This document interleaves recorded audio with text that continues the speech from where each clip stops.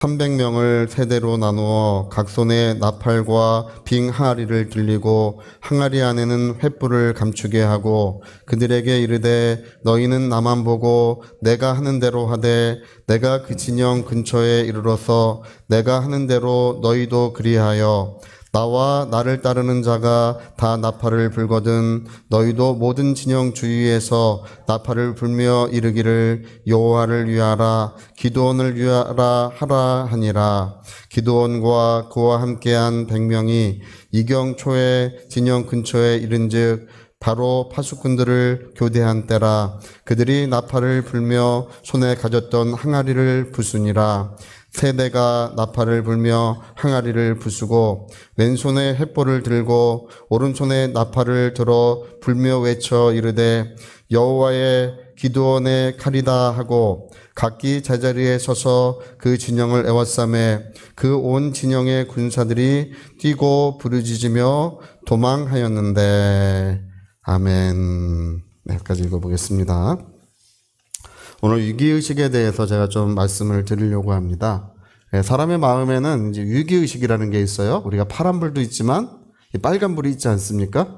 이 위기의식이라고 하는 것이 우리에게 굉장히 중요하고 필요한 일을 하게 됩니다.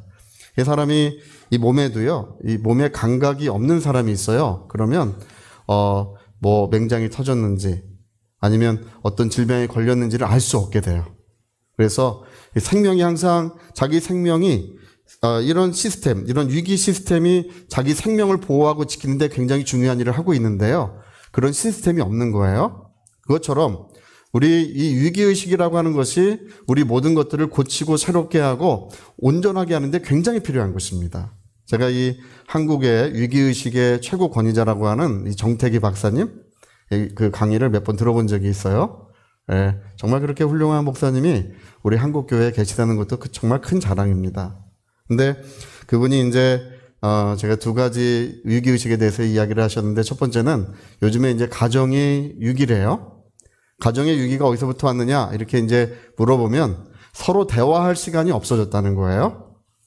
그래서 뭐 이런 사랑의 영양분은 사람이 그렇대요. 사람의 어떤 사랑의 영양분이라고 하는 거는 눈을 보고 얼굴 표정을 보면서 대화를 나누어야 사랑의 영양분이 나누어진대요. 할렐루야.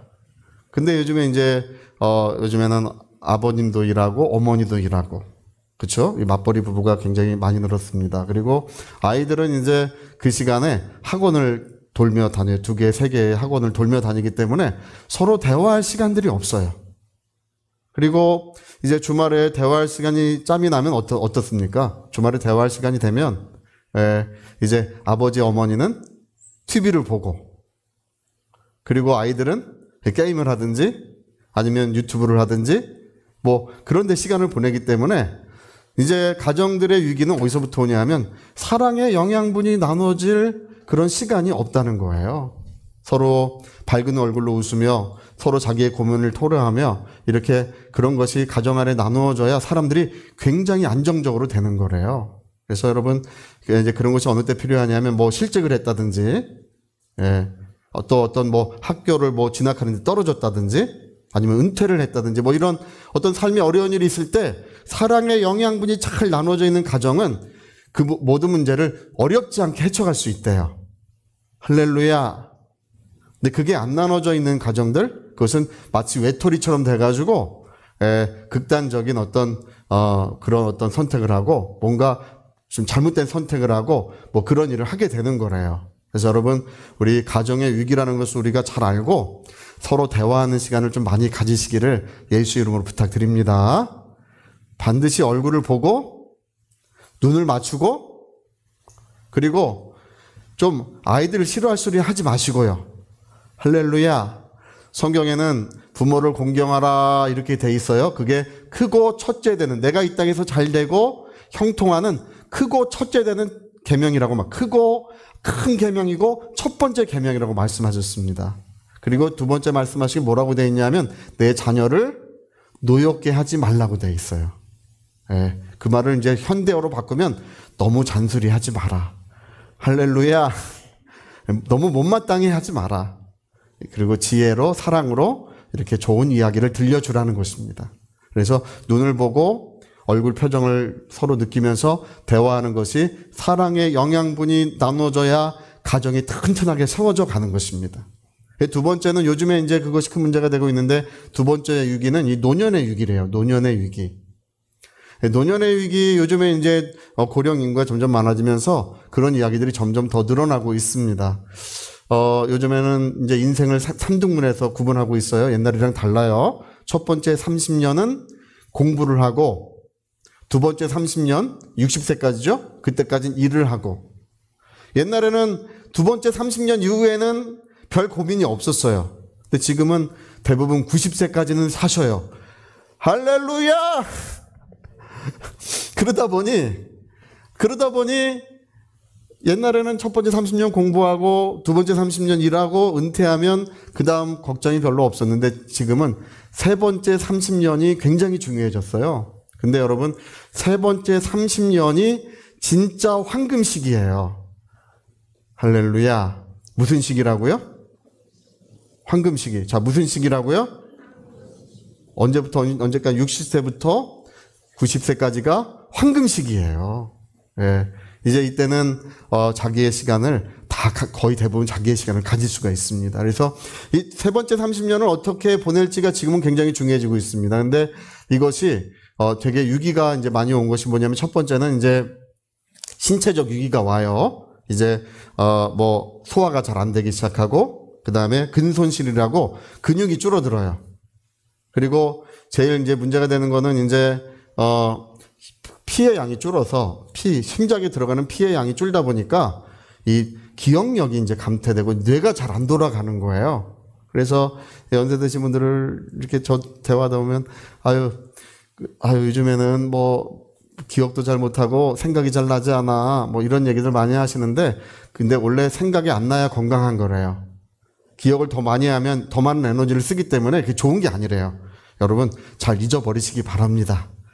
저도 요즘 잘 잊어버려요. 벌써 그러냐고 이러실지 모르지만. 할렐루야. 그리고 이제 가장 이제 위기가 이제 일이 없어지니까 자기를 잃어버리게 되는데, 사람은 일을 통해서 자기 자아가 이제 발견된대요. 그래서 일을 잃어버리니까 내가 누구인지. 옛날에는 남편 뒷바라지하고 옛날 분들은 다 그렇게 자식 뒷바라지하고 살아오셨지 않습니까? 근데 남편은 이제 세상에 있고 자식들은 다 출가해서 따로 놀고 하니까 이 자기의 일을 잃어버려서, 또는 직장에서 이제 실직을 하든지 아니면 은퇴를 해서 자기가 나는 왜 살아가야 되는지, 자기가 누구인지 모르는 것이 이제 그게 위기가 있고, 이 세 번째가 이제 굉장히 좀 맞는 얘기 같은데요. 이 외로움, 고독함을 많이 느낀다는 것입니다. 예, 자식들도 활발하게 살고, 이 가족이랑 같이 이렇게 있어도 자식들은 활발하게 살고, 손주놈들도 활발하게 돌아다니는데 이제 혼자 고독하게 남겨진 것 같은 그런 생각이 든다는 것입니다. 여러분, 그런 고독함을 인정하지 마시기를 바랍니다. 할렐루야. 하나님 나와 함께 하시고, 뿐만 아니라 우리는 얼마든지 왕성하게 우리 활동할 수 있어요. 자, 우리가 이 노년의 위기가 이제 지금 있는데, 우리 이 세 번째 30년을 정말 계획을 잘 세우시고 복된 삶을 살아가시길 부탁드립니다. 제가 얼마 전에 이제 기도를 하는 중에, 이제 기도를 한참 하고 있는 중에 문득 이제 기도원의 이야기가 떠올랐어요. 기도원의 이야기가 떠오르면서 이제 하나님께서 저에게 감동을 주시는 것이 뭐냐면, 신앙의 위기. 예. 그 신앙의 위기의식이 중요하다고 하는 것을 하나님께서 기도원의 이야기를 통해서 저에게 감동을 주시더라고요. 그래서 오늘 사실 이 세 번째 이야기를 좀 나누려고 하는데요. 여러분, 그 기도원의 이야기를 제대로 알려면 이 모세 이야기로부터 시작돼. BC 1400년에 모세라는 사람이 미디안이라고 하는 곳에서 40년을 거기서 살았어요. 이집트에서 40년, 그 다음에 어디서 40년 살았다고요? 미디안이라는 동네에서 40년 살았는데, 미디안도 아브라함의 자손이에요. 미디안 족속도. 아브라함의 후처, 첫 번째 부인이 죽고 두 번째 부인이 그두라였는데, 그두라의 자손이 미디안이에요. 그래서 같은 조상을 두고 있어요. 거기서 40년 살았는데, 그리고 하나님 부르심 받고 이제 이집트에 10가지 재앙을 내리고 홍해를 가르고 이제 미디안으로 다시 왔을 때는 서로 화목하고 관계가 좋았어요. 근데 그 40년의 세월이 또 지나면서 관계가 틀어지고 무너지고 결국은 이제 나중에 어떤 일이 발생하냐면 미디안 사람들이요. 이 하나님과 이스라엘 백성의 관계를 무너뜨리려고 그런 계획을 세워요. 하나님과 이스라엘의 그 관계를 이간시키고 아예 분리시키려고 어떻게 하냐 하면 저놈들을 우상을 섬기게 만들면 하나님이 그들을 떠나실 것이다. 뭐를 하면 떠난다고요? 우상을 섬기게 하면 하나님은 저놈들을 다 떠나고 저놈들은 하나님이 없는 족속이 될 것이라고 그렇게 이제 알게 된 거예요. 발람이 가르쳐 준 거예요. 그래서 그 결혼 정책을 펴요. 그 여성들이 남성을 유혹해가지고 결혼을 한 다음에 바알신을 섬기게 만들어요. 그래가지고 점점 이스라엘 백성이 우상에 물들어가고 있는 거예요. 이제 마침내 이제 하나님께서 이제 진노하시고 이제 전염병이 돌아서 4,000명의 사람이 이제 한날에 죽습니다. 근데 사실은 그때에 이스라엘 백성이 다 전멸될 뻔했어요. 예, 하나님께서 가장 싫어하시는 것이 우상 숭배인 줄로 믿습니다. 예, 진멸될 뻔했어요.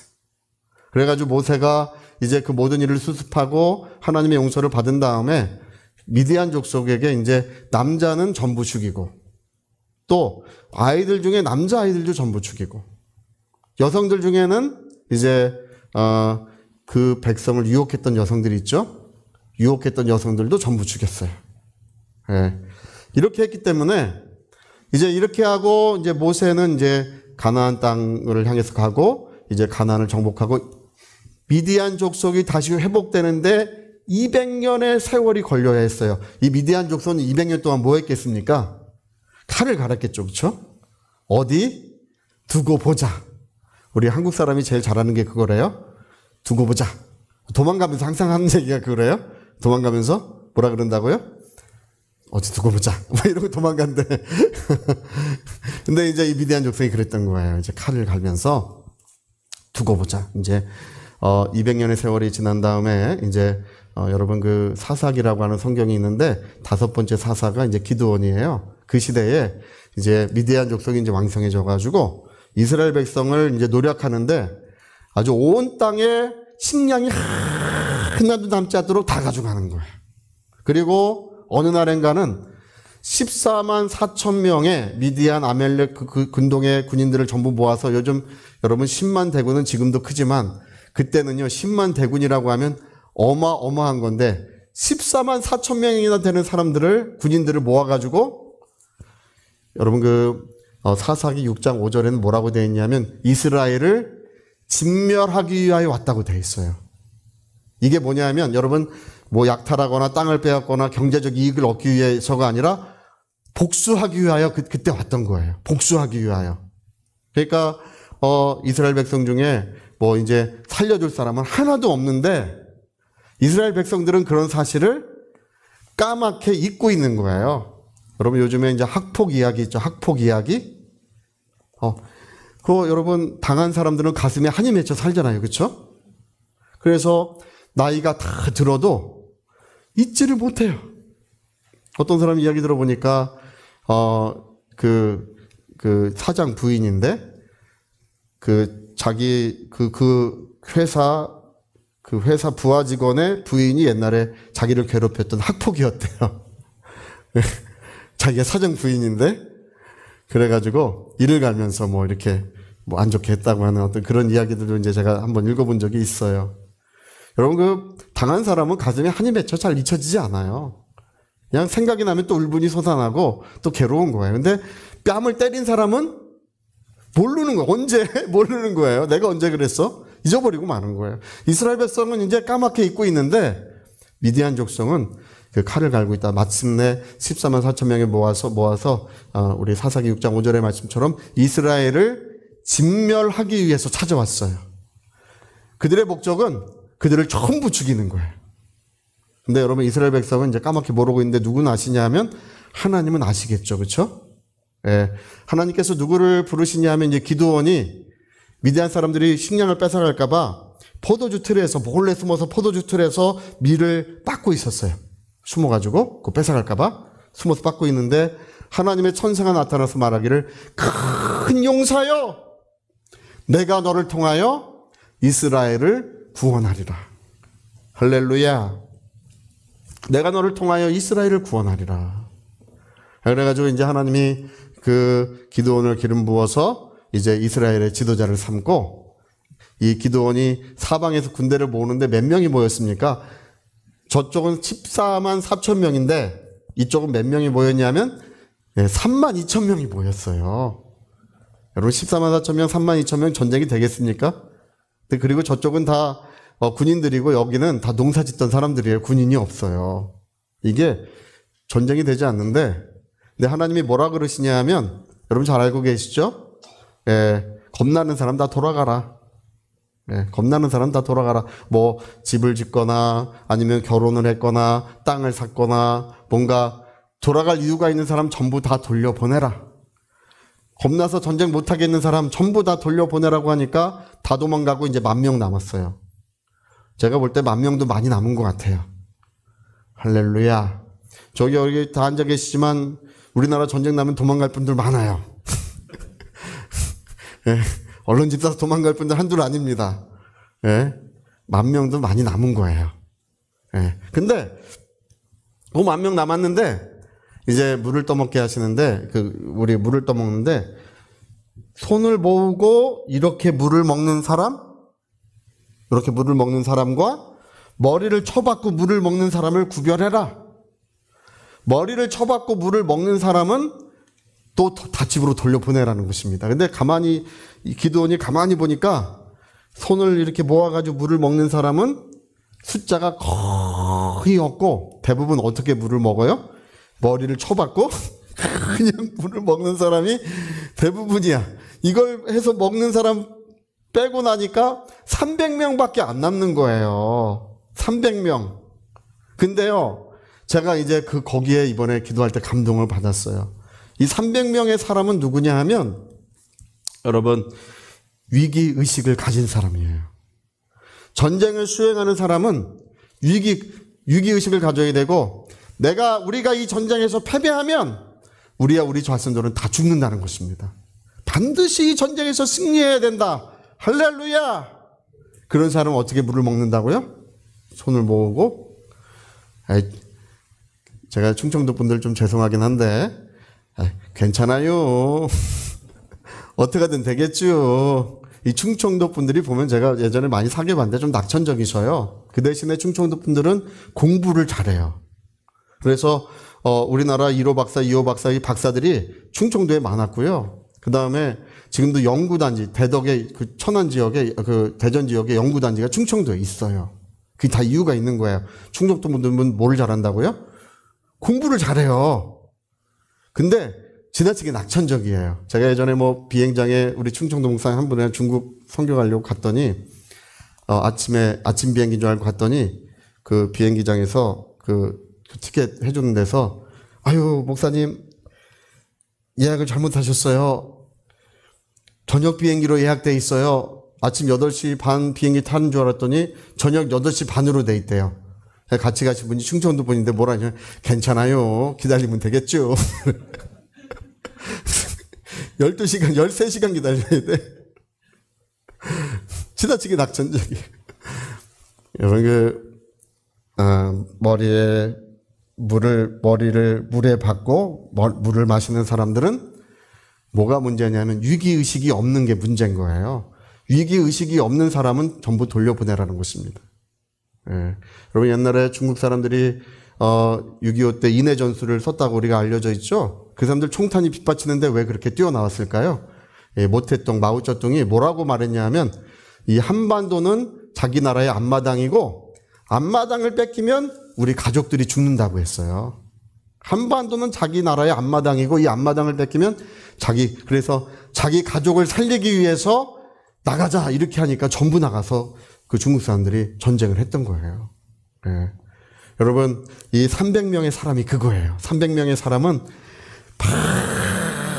반드시 이겨야 한다. 할렐루야. 이 전쟁에서 패배하는 것은 나와 우리 자손들이 죽음을 비껴갈 수 없다는 사실을 그들은 알고 있는 것입니다. 그래서 물을 먹는데도 여러분 개가요 으르렁거리는 이유가 뭔지 아십니까? 자기가 두려워서 으르렁거리는 거예요. 자기가 무서워서. 근데 여러분 두려움이 없는 위기의식이 없는 개들은 어때요? 도둑이 들어와도 꼬리를 쳐요. 예? 좋아하고 자기 만져달라고 가서 이러고 예? 그러는 거예요 원래가. 근데 위기의식이 있는 개는 왕왕 짖고 으르르르르르 하잖아. 그렇죠? 으르르르르르 예? 가까이 오면 가만 안 둔다. 뭐 이렇게 하는 거예요. 그러니까 이 불을 마시는 사람은 그러는 거예요. 으르르르르 하는 거예요. 이렇게 으르르르르 이렇게 하는 거예요. 여러분 오늘 하나님께서 기름 부으시고 함께하는 사람은 누구냐 하면 이 위기의식을 가진 심령과 함께 하시고 기름을 부으시는 줄로 믿습니다. 예. 그래서 오늘 성경을 읽어보니까 그 300명, 오늘 우리가 읽은 말씀이 그 얘기인데요. 이 300명을, 여러분 300명이 14만 3천 명의 사람과 전쟁이 되겠습니까? 근데 하나님께서 큰 용사여, 내가 너를 통하여 이스라엘을 구원하게 하리라. 이 300명의 사람들에게 뭘 시켰냐면 이게 되게 간단한 걸 시켜요. 항아리에다가 횃불을 담아라. 할렐루야. 그래놓고 산 등성에 다 뺑그랗게 300명이 서가지고 한 손에 이제 나팔을 불고 나팔을 뿌 하고 나팔을 분 다음에 뭐를 하냐면 기도원을 위하라. 하나님을 위하라. 하나님을 위하라. 기도원을 위하라. 막 이렇게 큰 소리를 지른 다음에 어떻게 하라고요? 항아리를 팍 깨트리라는 거예요. 그러니까 미디안 사람들이 이제 잠을 자고 있다가 이 군인들이 잠을 자고 있다가 이 양강나팔 소리가 들리고 그 다음에 기도원을 위하라 하나님을 위하라. 여러분 이 산등성에서 소리를 지르면 이게 메아리 치죠. 그렇죠? 메아리가 쳐요. 이게 웅웅웅 울리는 거예요. 그러면서 나와 보니까 지금 자다 일어나서 정신도 없는데 항아리를 팍 깨고 한 손에는 횃불을 들고 한 손에는 양강나팔을 부니까 아 지금 적군이 쳐들어왔다. 큰일 났다. 그래가지고 대부분은 많은 사람들은 도망가고 많은 사람은 칼 빼들고 자기들끼리 싸웠다는 것입니다. 그래서 전쟁이요. 그걸로 끝나고 승리했어요. 네, 여러분 오늘 어떻습니까? 오늘 우리 이 성경이 말씀하는 것은 마귀는 죽이고 멸망시키기 위하여 우리 가운데 찾아오고 있다고 요한복음 10장에 예수님 말씀하셨습니다. 마귀는 뭐 하기 위해서 온다고요? 죽이고 멸망시키기 위해서 역사하고 있다는 것입니다. 미디안이랑 똑같아요. 예, 마귀는 뭐 우리에게서 뭔가 조그만 걸 뺏어가고 뭔가 어렵게 하고 뭐 그런 목적이 아니라 마귀의 목적은 죽이고 멸망시키는 것이 목적이고 우리 또 성경을 읽어보니까 우는 사자와 같이 삼킬 자를 찾고 있다고 성경이 그렇게 기록하고 있습니다. 우리는 반드시 기도로 승리해야 합니다. 할렐루야. 근데 그 방식이 뭐냐 하면 항아리가 깨어지고 횃불이 드러나면 하나님의 승리가 이루어진다고 하시는 것처럼 하나님의 영광이 나타나는 것만이 승리의 길이에요. 오늘 여러분 우리 예배당에도 불이 훤히 밝아지니까 어둠이 도망간 줄로 믿습니다. 어둠이 어디로 도망갔습니까? 멀리 갔어요. 할렐루야. 불을 훤히 밝히니까 어둠이 도망가는 것처럼 하나님의 영광의 빛이 우리에게 나타날 때 모든 어둠의 권세는 소멸되고 모든 그런 저주와 사망도 다 사라지고 하나님의 사랑과 은혜가 충만해질 줄로 믿습니다. 그래서 우리가 기도하는 이유는 뭐냐면 기도하는 이유는 반드시 항아리가 깨어지고 뭐가 나타나야 되냐면 하나님의 영광이 우리 가운데 나타나셔야 하는 거예요. 우리 가정들 가운데 우리 일터에 우리가 하는 모든 일들 가운데 하나님의 밝은 영광이 나타날 때 평안함이 있고 기쁨이 있고 생명의 풍성함이 이루어지는 줄로 믿습니다. 제가 성경에서 제일 사랑하는 말 중에 하나가 생명의 풍성함이에요. 이 말이 얼마나 좋은지 몰라요. 여러분 호박 넝쿨처럼 번성하시는 역사, 물가에 심은 나무처럼 시절을 쫓아 과실을 맺고 그 잎사이가 마르지 아니하며 그 하는 모든 일들 가운데 하나님의 은혜가 이루어지는 역사가 있으시기를 예수 이름으로 축복합니다. 할렐루야. 언제 그런 일이 일어납니까? 우리가 물어본다면 항아리가 깨어지고 하나님의 영광이 우리 가운데 나타나실 때 우리는 모든 것을 할 수 있습니다. 그래서 우리는 이 위기의식을 갖고 부지런히 주님 우리 말씀하시기를 시험에 들지 않게 깨어 기도하라고 하신 것처럼 부지런히 기도하고 간절히 기도할 때 하나님의 은혜가 임하시는 것입니다. 제가 얼마 전에 기도할 때 하나님께서 저에게 기도원의 이야기를 좀 파노라마처럼 이렇게 제 눈앞에 지나가는 것처럼 보여주면서 300명이 선택받은 이유가 뭐냐? 이들은 위기의식을 가지고 바로 하나님의 믿음을 가졌다는 것입니다. 할렐루야! 여러분, 우리 분당 성교교회 모든 사랑하는 성도님들은 괜찮아요, 어떻게든 되겠죠, 이렇게 하지 마시고, 근데 충청도 분들이 뭘 잘하신다고요? 공부를 잘하셔요. 할렐루야! 그렇게 하지 마시고 우리는 하나님이 함께 하시고 하나님의 영광이 나타나셔야만 한다. 할렐루야! 하나님의 영광이 나타날 때 우리 가정, 자손들도 보호하심을 받고 우리 손으로 하는 일도 하나님의 은택을 입고 하나님의 영광 중에 이스라엘이 진멸되는 것이 아니라 미디안이 진멸되는 역사가 하나님의 영광이 나타날 때 이루어진다는 것입니다. 이것이 우리에게 주신 하나님의 약속이고 하나님의 큰 사랑인 줄 믿습니다. 그래서 우리 모든 사랑하는 성도님들은 아침에도 기도하시고 눈 뜨자마자 걱정부터 시작하는 분이 있어요. 걱정이 팔자인 분이 실제로 있어요. 제가 가만 보니까. 눈 뜨자마자 걱정하지 마시고 하나님을 의지하시고 하나님께 기도함으로 하루를 시작하시기를 예수 이름으로 부탁드립니다. 할렐루야! 자, 우리 오른손에 주먹 꽉 쥐시고 내 영혼아 기도하자. 우리 3번만 해봅시다. 시작. 내 영혼아 기도하자. 내 영혼아 기도하자. 내 영혼아 기도하자. 아멘. 자, 우리 같이 한번 기도하시겠습니다. 우리 가정의 위기를 이야기하고 있고 노년의 위기를 지금 많이 이야기하고 있지만 실제로는 영적인 위기야말로 진짜 위기이고 미디안이 쳐들어왔어도 아무 무감각한 사람들은 하나님이 그들과 함께 하지 않으셨다는 것입니다. 마음에 아무 위기가 없어요. 진멸하러 왔는데 그걸 모르고 있어요. 지금 마귀는 죽이고 멸망시키기 위하여 역사하고 있지만 우리 성도들은 깨어서 기도하고 깨어서 모든 마귀의 역사를 진멸하고 하나님의 영광을 나타낼 줄 믿습니다. 우리 위하여 같이 기도하시겠습니다.